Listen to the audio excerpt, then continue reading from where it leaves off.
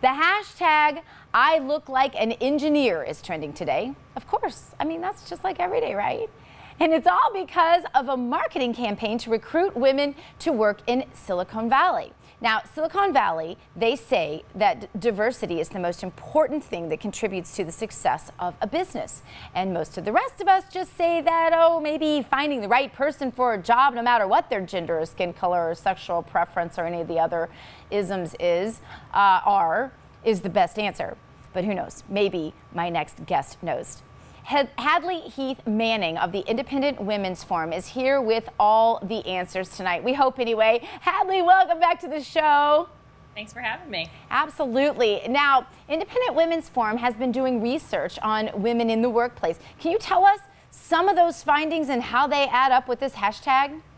Well, none of it's going to be very surprising to you, Gina. I think it's pretty straightforward. Women want different things depending on what part of life they're in. They want flexibility. Of course, a lot of women tend to favor higher paying jobs over lower paying jobs. But another aspect to this debate really is what fields are women attracted to? And I think the hashtag, I look like an engineer, was really just an overreaction to an ad that an engineering company was using to try to attract new workers, maybe female workers in a lot of cases, because engineering is one of those fields where we don't see as many women. About 20% of engineering students are women, and then about 11% of practicing engineers are women.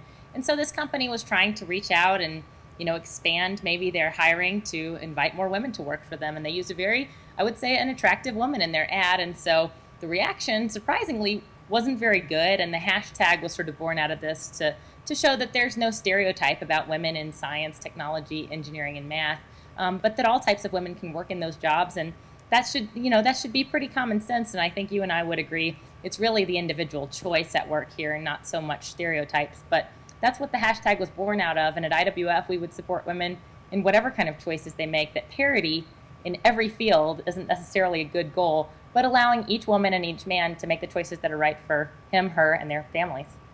Yeah, and especially when you look at statistics like the one in Forbes magazine, the Forbes study that said that I believe it was almost 90% of women, working women, when asked, said they'd like the option to be able to stay home.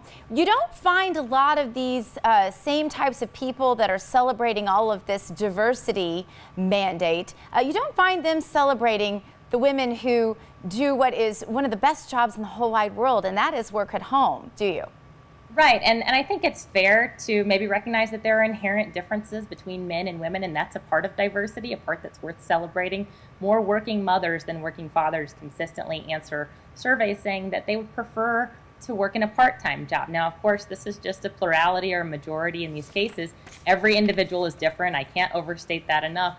But when we do look at those generalizations, yes, women do tend to want a balance between work and life that favors their opportunity to be present with their children, to do more of the child rearing and caring for other members of their family. So that's not a surprise to me. I don't think it's that controversial, but some people might disagree and say that men and women ought to be fronting 50% of all of these responsibilities around the home. I say let every family decide what's right for their household. Mm-hmm.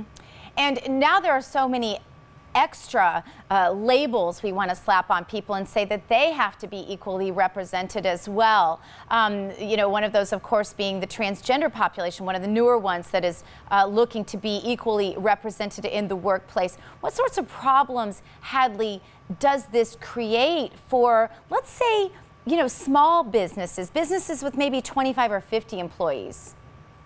Right. Well, we do have at the federal level a set of people who are called protected classes. And at the state level, some states have attempted to recognize other protected classes in addition to what the federal government recognizes as a protected class. And these are things like age or gender. You can't discriminate against people based on those factors, not when you're hiring for a new job or not in your employment practices. But of course, there are some questions about people who, for example, have a different philosophy about same-sex marriage. We see this at work in some of the wedding industries where some bakers and florists and photographers may not want to do those services for same-sex marriages. Or the question about transgender people, I think this is a question that school systems often run into if parents aren't comfortable with a transgender teacher in the classroom. So these are very important questions that our country is facing, but the bottom line is each and every person is an individual, and when we start dividing people into classes, some protected, some not, I think that generally goes against the American way, that we should allow people in a marketplace to exchange value, whether it's a service or a good, based on supply and demand. And those are the things, you know, I think we might talk a little bit about Netflix, who's recently expanded their maternity leave policy.